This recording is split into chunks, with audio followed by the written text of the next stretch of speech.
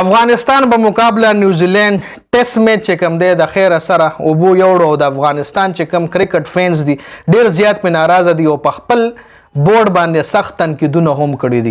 افغانستان ولې دغه کرکټ ګراوند سلیکټ کړي په دې باندې هم خبره کو ځکه دومره باران په نوېډا کې شوی دی چې ګراوند ټول د اوبو ډک ته سم سیلاب پکې راغلی دی. نو هغه لږ باران نه پسه ګراوند نو چې د اوس دومره ډېر باران شوی دی چې نن ورځې لوبه خو بیخي ملتوي شوې ده، سبا هم پته نه لګي او بله ورځ خو بیا اخرنۍ ورځ ده نو په یو ورځ کې به چېرته ټیسټ لوبه وشي. مطلب هغه ټول د لوبې خوند مزه چې کومه وه چې کومې لوبې له د افغانستان کرکټ فینز او کلاړیان د دومره مودې نه پته مو چې موږ به نیوزیلند سره ټیسټ میچ کو. هغه میچ چې کوم دی د باران د لاسه اوبو یوړو وروره. اوس انډیا چې کوم دی آیا دا یو قسم له افغانستان سره زیاتې کوي چې داسې ګراوند یې ورکړی دی که نه دا افغانستان په خپله دا ګراوند سلیکټ کړی. په دې هم ویډیو کې خبره کوو او راتلونکي د افغانستان چې کوم سیریز دی ساوت افریقا سره ون ډے سیریز چې ډېر زیات اهم دی هغه هم افغانستان له چینج کول پکار دي، د هغې وینیو په هغې باندې هم خبره کوو.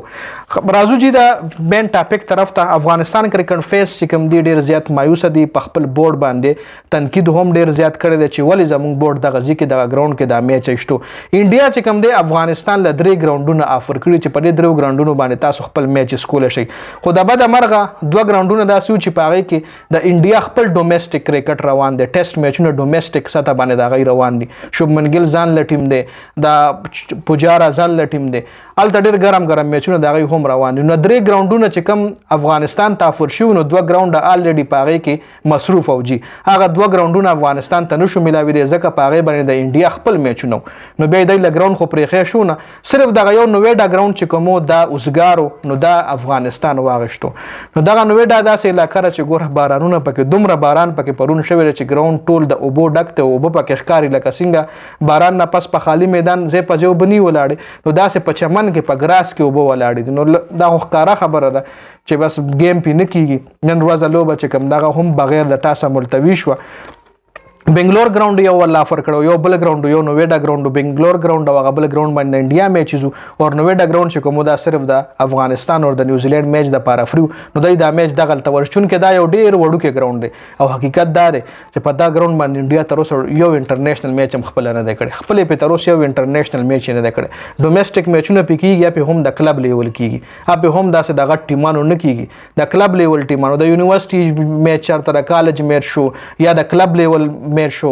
دغه رنګ لکه اوس د داسې مثال درکم چې لکه د پېښور کلب او د نوخار کلب میچ نو دغه نوېډا ګراوند کې وکړي لکه داسې کلب لیول ګراوند دی 8000 خو کې تماشایان راځي 8000 نو خپله سوچ وکړئ چې دا څومره غټه. خو خیر دی کې هم د افغانستان غلطي ځکه نشته دی چې خپل هم ګوره بل له محتاج دی، خپل انټرنیشنل ګراوند او څه د هغوی ملک مطلب ډېر ټیمان داسې لوبډلې به چې هلته به ځینې لکه څنګه چې اسټرالیا ده هغوی وایي چې مونږ هغوی سره میچ نه کوو افغانستان سره نو هلته ملک له به څه ورشي. خو بل افغانستان چې کوم دی سره خپل انټرنیشنل ګراوندونه نشته دی، فنډینګ کمې به په دې وجه یا به کېدای شي روان کړي همي. نو اوس افغانستان سره بیسټ چوایس د ساوت افریقا چې سره چې کوم سیریز دی دا چې دی د ساوت افریقا سره را سیریز چې کوم دی دا نور په نورو ګراوندونو انډیا کې واخلي یا دغه میچونه چې کوم دی دوبۍ له ښه په اسانه باندې شفټ کړي. شارجه کې دوی کې ښه پښتانه د دنیا کروډ بال ورزي میچ په انجوای کوي. دا اپډیټس خپل رای په کمنټ کې شریک کړئ. والسلام.